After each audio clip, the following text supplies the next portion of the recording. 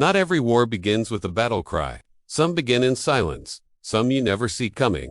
In this episode of BattleAnts, we uncover 4 invisible attacks. No weapons, no warning. Just quiet infiltration and total collapse. One drop of scent rewrites reality. A tunnel opens from the deepest dark. A queen becomes a corpse, still worshipped, and the deadliest enemy hatches inside the egg. These are not invasions. These are erasures. This is BattleAnts Ep.8.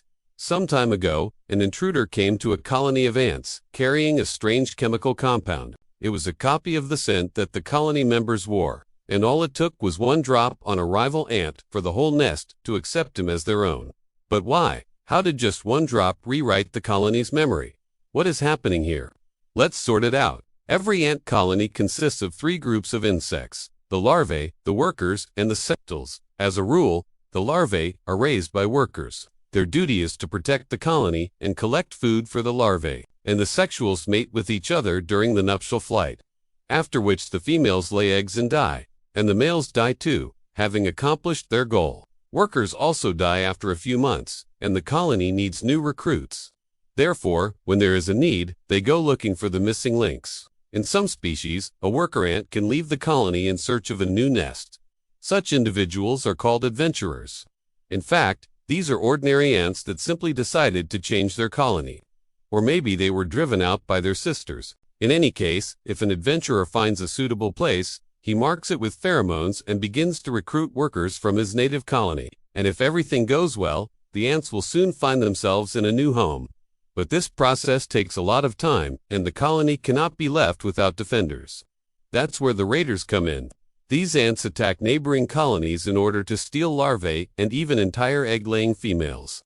For example, the notorious army ants do exactly that. They capture booty, return to their nest, and raise someone else's offspring as their own. But sometimes an even easier method presents itself. You can take over an enemy colony without fighting at all. Our story happened like this. A colony of carpenter ants was minding their own business, but suddenly a stranger appeared among them. He was carrying a chemical compound that perfectly mimicked the scent of his nestmates. This is a real story told in 2021 by scientists from the University of Florida. They tracked down the source of the smell and found that it was released by a single individual, a male of the same species.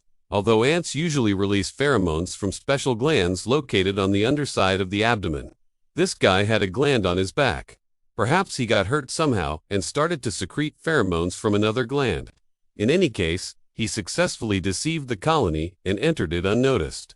All the ants smelled their comrade, calmed down, and let him go about his business. But the infiltrator had no intention of being just an ordinary ant. He infiltrated the colony for another purpose. After wandering around the nest for about 15 minutes, he went outside again and left behind a drop of his colony's pheromone on the nearest twig. That's it, only one drop. Meanwhile, somewhere nearby, there was a colony of rival ants. No, not extinct. This is another species of carpenter ants that lives in the same area. Most likely, this colony also had a male with the gland on his back. Otherwise, how could he have taken a drop of foreign pheromone? In any case, he picked up the sample and brought it to his nest. As a result, the colony invaded without a fight. Even more surprising is that the infiltrator wasn't even the first guest in this house.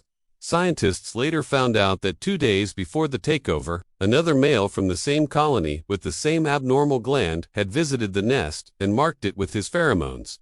Apparently, he was preparing the way for his brother. But what's most interesting is how these drops of liquid rewrote the memory of the ants. Pheromones are substances used by insects to communicate with each other. In the case of carpenter ants, they identify members of their colony. But what makes them so irresistible? The thing is, the chemistry of these compounds changes depending on the individual. For example, as already mentioned, such glands are normally located on the underside of the abdomen, and since the ants touch each other with their abdomens, this is how they recognize each other. But the glands on the back secrete chemicals a little differently. This is probably why the ants did not suspect anything when the first infiltrator came to the colony. His smell was correct, but it was produced in a completely different way. Therefore, the ants perceived it as something alien. However, when the second male came, things changed dramatically. The fact is that all ants secrete these same pheromones from their abdomens. Therefore, the colony members knew exactly what they smelled like. But the new scent from the back made it clear that the male was not an outsider, but a full member of the colony. Scientists believe that the male with the damaged gland excreted a large amount of pheromone. Therefore, the ants perceived him as a close relative. This conclusion is indirectly confirmed by the fact that the males did not try to correct the situation. They didn't start releasing ordinary pheromones from their abdomens. Well, it's easy to understand why. If you have a broken leg, you won't start moving around on your hands. It's just pointless. The same goes for ants. Since they have a gland that works, they might as well use it. Thus, thanks to the broken gland, the males were able to get to the egg-laying females, force them to mate with them, and then leave the colony. Now we understand how the takeover happened. When the males brought the pheromone samples to their colony, the ants did not attack them. They thought they were relatives. And since the females laid eggs with males from their own colony, there was nobody to protect the larvae. The workers fed them and raised them as their own. In other words, the infiltrators literally erased the memory of the ants, convincing them that everything was fine. But why do they need it? Why deceive their own kind?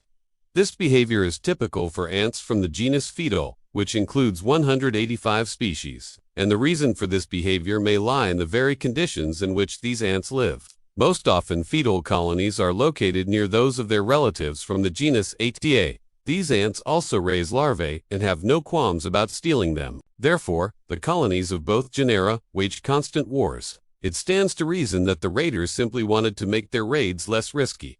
But this isn't entirely true. You see, these raids aren't rare.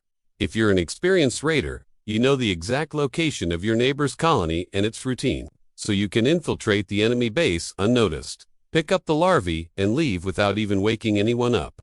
Plus, when raiding an enemy colony, you don't have to waste time searching for a new home. Everything is already ready, and the main thing is that even if the enemy notices the loss, they won't do anything about it. The fact is that it's almost impossible for an ant to remember what colony it belongs to. And since there are several dozen species of attenants and several hundred species of fetal ants, an unfortunate larva raised by raiders will simply think that it's been captured by a close relative. In other words, the assassin didn't even have to kill anyone. He just rewrote who was family. Of course, this is a simplified version of events. The fact is that when attacking, the raiders still sometimes suffer losses. So sometimes the ants do notice that something is wrong. However, this doesn't lead to anything. The ants simply don't know what to do about it. There are other cases when the raiders change the memories of the ants, but in a different way. For example, in 2017, scientists figured out that the Acromium X echinacea ants can turn leafcutter ants into zombies. Of course, this doesn't happen because of some kind of a drop of liquid. It's just that one ant bites another and transfers special chemicals to it. Then it starts controlling the victim, making it do what it needs. And when the moment comes, it bites off its head. But that's a story for another time. Now check out what happens if you put an ant on your finger. One drop changed everything they believed. But the next attack came from below. Part 2. The Underground Breach. This is the story of the Underground Breach, a tunnel no one saw coming. For weeks, an army of red ants had been digging their way closer and closer to the base of a termite mound. As they advanced, they set up shop just below ground level, concealing themselves in a tunnel system no bigger than the size of a coin. Each day, they would slowly chew away at the soil with their powerful jaws, always staying just out of sight and completely silent. Their mission was simple: infiltrate the massive structure by any means necessary and claim it as their own. One morning, a few termites were busy outside the nest, when suddenly the ground gave way, and dozens of enemy ants poured out of the hole, overwhelming the defenders and forcing them back into the safety of the colony. As the battle raged on inside, more and more ants continued to pour through the gaping hole until every last square inch of the nest was theirs. This was a total victory for the invaders. But this is where things get strange. You see, the termites didn't realize it at first, but the breach that the ants had made wasn't actually in their main nest. It was in a smaller satellite colony. And what's even weirder is that the ants had dug this tunnel in just a couple of days or even a couple of weeks. They had been working on it for months. You see, there's one thing that all ant species have in common: a deep-rooted fear of being attacked by termites. And the way ants deal with this crippling anxiety is to always be prepared. You see, each year, countless colonies of ants face off against termites in a battle for territory. And for most ants, the best way to deal with these terrifying monsters is to simply avoid them. After all, if you don't know how to fight, your best bet is to run away and hide. So when the ants first arrived at the termite mound, instead of charging in head first, they opted for a much more cautious approach, digging a series of tunnels far below ground level. That way, if the termites ever tried to chase them down, they would never find them. And then, after several months of hard labor, something amazing happened. The ants had tunneled all the way around the termite nest without being detected. It was the perfect plan. Now all they had to do was wait for their moment to strike, and it didn't take them long at all. One day, a heavy rainstorm hit the area, causing the soil around the termite nest to become soft and muddy. This was exactly what the ants were waiting for. With the ground so wet and unstable, the slightest bit of pressure could cause a massive cave-in, and that's exactly what happened. A large section of the ground above the ant tunnel collapsed, creating the perfect entrance for their invasion force. It was here that the ants made one crucial decision that would ensure their total victory. Instead of attacking the nest from the bottom up, they would come from the top down. You see, while termites have many enemies, they also have some very powerful allies. I'm talking about the bullet train beetle. These massive armored beetles live inside termite mounds, and they have one simple job: protect the colony from ant invaders. Now, you might be wondering why these beetles aren't called the termite defender beetle, considering that's literally what they do. Well, that's because they don't defend termites, they defend the nest.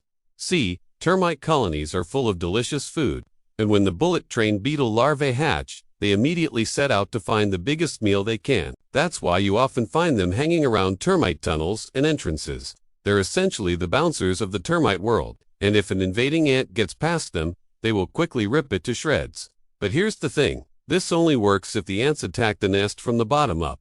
If the ants were to come from above, well, the bullet train beetles would be completely useless. And that's exactly what happened. As soon as the ants began pouring out of their tunnel, the termites immediately sounded the alarm, sending out soldiers to defend the colony. But it was too late. The ants had already breached the outer walls, and they were too fast for the termites to stop them. By the time the first beetle realized what was happening, it was already too late. The ants had split the colony in two, trapping any soldiers who tried to defend it. Within minutes, the entire colony was overrun, and the termites had suffered a major defeat. In fact, this tactic is so effective that it has been used by many different species of ants. For example, the leafcutter ant is known to dig a network of tunnels around a termite nest before sealing them in with pebbles and dirt. Then when the coast is clear, they move in and take over the abandoned nest. But perhaps no ant colony was more impressive than the army of red driver ants. These massive ants can grow up to half an inch in length, and they travel in groups of up to 50,000 individuals. When they invade a termite nest, they don't bother digging tunnels or sealing them in with pebbles. They just bite off chunks of the nest and carry them away with them. This way, the termites have absolutely no chance of defending themselves, and the entire colony is destroyed within hours. But there is one last twist to this story, because as strange as it sounds, the termites didn't actually lose their nest. Oh no. In fact, the breach that the ants had made was completely invisible to them. The reason why the termites didn't need to notice the breach was because it had taken 18 days to dig, and no one noticed. You see, when the ants first started digging, they were doing it in small groups of less than 20 individuals. This way, they avoided being detected by the termites. Then once they were close enough, they joined forces with other digging teams and created a massive tunnel system that stretched around the entire perimeter of the nest. And because they were digging in such a large group, it took them a lot longer to make the actual breach. In fact, the ants had been digging for nearly 3 weeks before anyone even noticed, and by that point, it was too late. The damage was done. In the end, the termites lost everything, and the ants won a decisive victory. And that is the story of the underground breach, a tunnel no one saw coming. The tunnel brought war. But inside the queen, something far worse was growing. Part 3. The Hollow Queen. When the queen of this ant colony stopped laying eggs, the worker ants kept bringing her food and even guarded her nest, and all the time she was dead. This is the story of the Hollow Queen. Hi, everyone. Here is a spooky story for you. Deep in the forest, hidden away from the busy world, there was an ant hill. At the bottom of the hill lived the queen of the ants. It was her job to lay eggs so that the colony would grow bigger and stronger. However, one day the queen stopped laying eggs. Not just for a day or two, but forever. She was a queen no longer. The workers were worried. If the colony didn't grow, it would eventually die out. They had to do something.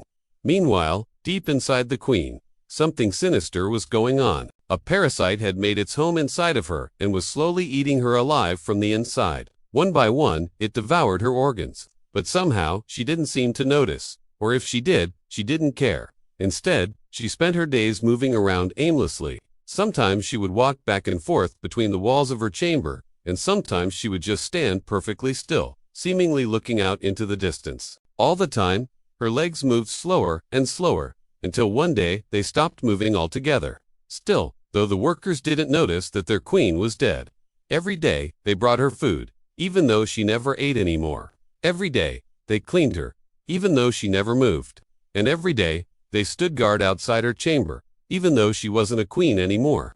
To them, she was still their leader. But why? Why did those poor ants keep serving their dead queen? You see, when an insect like an ant, a bee or a wasp, stops moving, it doesn't always mean that it's dead.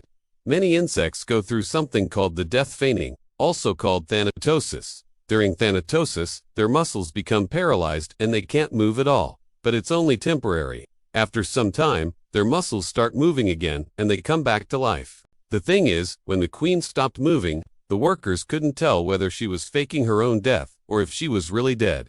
So they just kept bringing her food, cleaning her, and guarding her chamber. They did not know that the parasite had eaten her whole body and turned her into an empty shell. They didn't know that inside her empty head, there was nothing left but a tiny hole where the parasite had hatched out of her. They didn't know any of that. They only knew that their queen had stopped moving, and maybe if they took good enough care of her, she would wake up again someday. Maybe it seemed impossible, but the workers truly believed it. Meanwhile, inside the queen's empty head, the wind was blowing. One day, one of the workers entered the queen's chamber. He had been chosen for this special task, because he was the strongest of them all. If anyone could wake up the queen, it was him. So he did his best. He nudged her with his leg, but she didn't move. He shook her, but she stayed still. He even bit her, but she didn't react at all. Frustrated, the worker flew back to the entrance of the anthill. There, he met one of the elder workers. "She's not waking up," he said anxiously. "What should we do?" The elder looked at him and spoke in the language of the ants. "She will wake up. She is strong. We must be patient." And so they waited. Days turned into weeks, weeks into months. All the time, the workers kept bringing food to the queen, even though they never saw her eat. All the time, they kept cleaning her, even though she never moved. And all the time, she remained still in her chamber. Deeper and deeper inside her, the parasite grew bigger and bigger. One day, one of the scouts returned from a trip outside the anthill. He had been searching for food for the colony, but he hadn't found anything. "There is no food left," he said worriedly to the elder. "We have used up all the supplies. What are we going to do now?" The elder knew what he had to do. He had hoped that the queen would wake up soon, but it didn't look like she ever would. So he went to the queen's chamber. He walked up to her, climbed on top of her, and bit her. It was the same bite that the workers used to wake up sleeping ants. He bit her over and over again, hoping that she would wake up. But then he felt something wet trickle down his leg. At first he thought it was blood, but then he realized what it was. The queen was bleeding. Something was wrong. The scout watched in horror as the queen's shell started cracking. He quickly ran to the entrance of the anthill and called for backup. Soon, many workers were gathered around the queen. Together, they pried open her shell and watched as the parasite hatched out of her. It crawled out of the tiny hole in her head and stood on top of her shell. Looking at the ants, it waved its many legs and feelers in a strange victory dance. The workers were stunned. They didn't know what to do. The parasite floated down from the shell and onto the ground. It waved its legs and feelers once more and disappeared into the grass. Then the workers noticed that the queen wasn't breathing. They nudged her with their legs, but she didn't move. They shook her, but she didn't wake up. She was dead. Finally, it was clear to the workers that their queen was gone. Now they didn't know what to do. Over the next few days, many of them died of hunger, others of sadness. Only the strongest survived. They wandered around the forest, never returning to their anthill. They roamed the woods until they died, too. In the end, the entire colony perished, not because of the parasite, but because of their loyalty to their dead queen. They had guarded her, fed her, and cared for her, even though she wasn't a queen anymore. And in the end, it had cost them their lives. The Hollow Queen is a scary story about the dangers of blindly following rules. Even if your leader isn't strong anymore, you still have to respect and obey her. And even if she seems to be dead, you still have to take good care of her. Otherwise, you might pay the ultimate price with your life. The Hollow Queen was based on a true story. Researchers recently discovered that an ant colony in Italy had done exactly that. When the queen stopped moving, the workers thought that she was faking her death, so they kept taking care of her, even though she was dead. They kept doing that until the entire colony collapsed. So remember, my friends, just because your leader is quiet and still doesn't mean that he or she is dead. And just because your leader isn't strong anymore, it doesn't mean that you have to stop obeying her. The queen was already dead. But the final enemy hadn't even been born yet. Part 4. The enemy inside the egg. A long time ago, we made a video about a parasite that lays its eggs inside of an ant. It's one of our most popular videos ever. And while it has millions of views, it's nothing compared to this one. That's right, I'm talking about the enemy inside the egg, which gets over 3 million views every single month. This story is similar but even crazier than that one. So let me tell you how it goes. In the jungles of Borneo, there's a type of ant that lives in big groups. They're known for their unique smell, and when attacked by enemies, they release that smell to call for backup. Their colonies can grow to over 50,000 members strong. Now these ants are actually very lazy. They don't really like to work hard or look after their colony. They just like to chill out and hang loose. And so even though they're strong in numbers, they're not exactly known for being great at building or defending their home. One day, a tiny parasitic insect crawls up into the ant's nest. It's only about 0.5 millimeter long, so no one even notices. It's looking for some eggs to lay its own eggs in, and it soon finds the perfect host. You see, many insects have eggs that look like little pouches, and when they lay them somewhere, they often get ripped apart by predators. But the ants aren't predators, and their eggs are more round like balls. And so this little insect's luck has turned around, because here is the perfect place to lay its eggs. Now, it didn't bring any eggs with it from home. Instead, this insect is capable of creating eggs on its own. It lays a couple dozen eggs right inside the anthill, and then it dies. Now, the eggs start to hatch, and out come these little worm-like creatures. They're like baby snakes without legs. They're called larvae, and they're going to spend the next few weeks growing bigger and fatter. And as they do, they become experts at hiding themselves. They wriggle around in the dirt until they're covered in fine particles, making them almost invisible to anyone who might pass by. And soon enough, they're good enough at hiding that the ants don't notice them at all. They're basically masters of disguise, and they use this ability to sneak around the entire colony.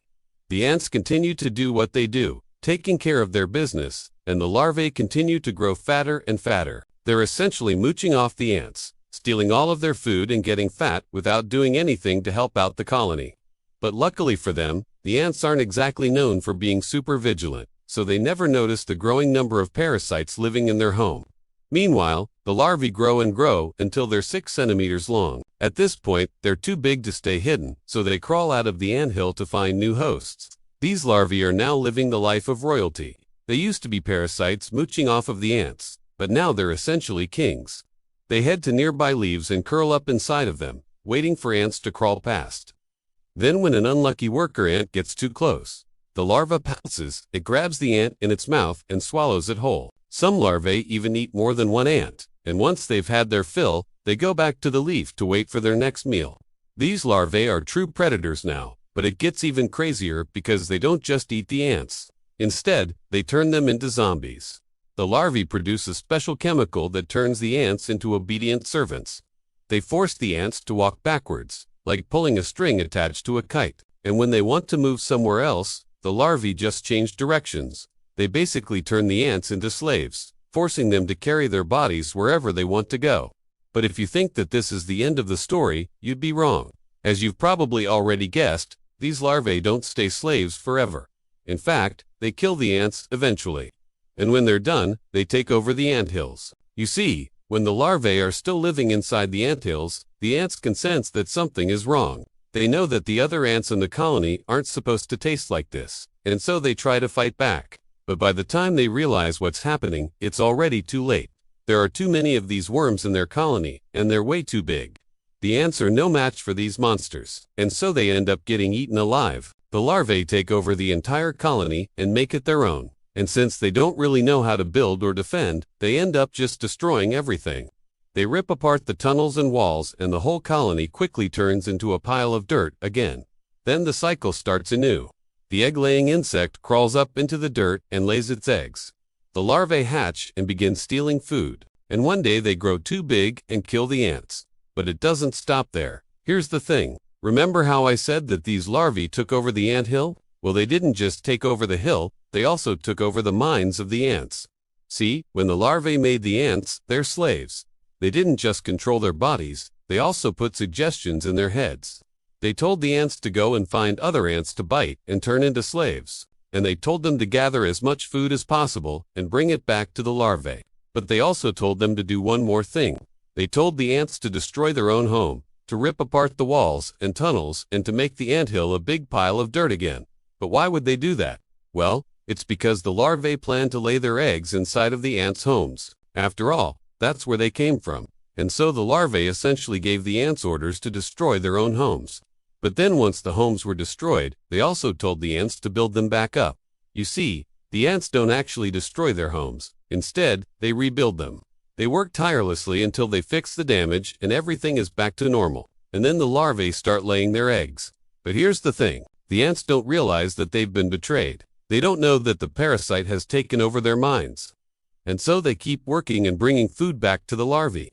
They do everything that the parasite wants them to do. And they have no idea that they're being controlled. And so the betrayal was planted even before the larvae were born. The ants are unknowingly doing everything they can to raise their own demise, and they have no idea that they're becoming slaves to the parasite. No screams, no alarms. Just trust. Twisted insect colonies don't fall from outside attacks. They fall when the enemy becomes invisible. For invasions, for deceptions, all unnoticed, until it was too late. Subscribe to BattleAnts, where the quietest wars are the ones that kill fastest.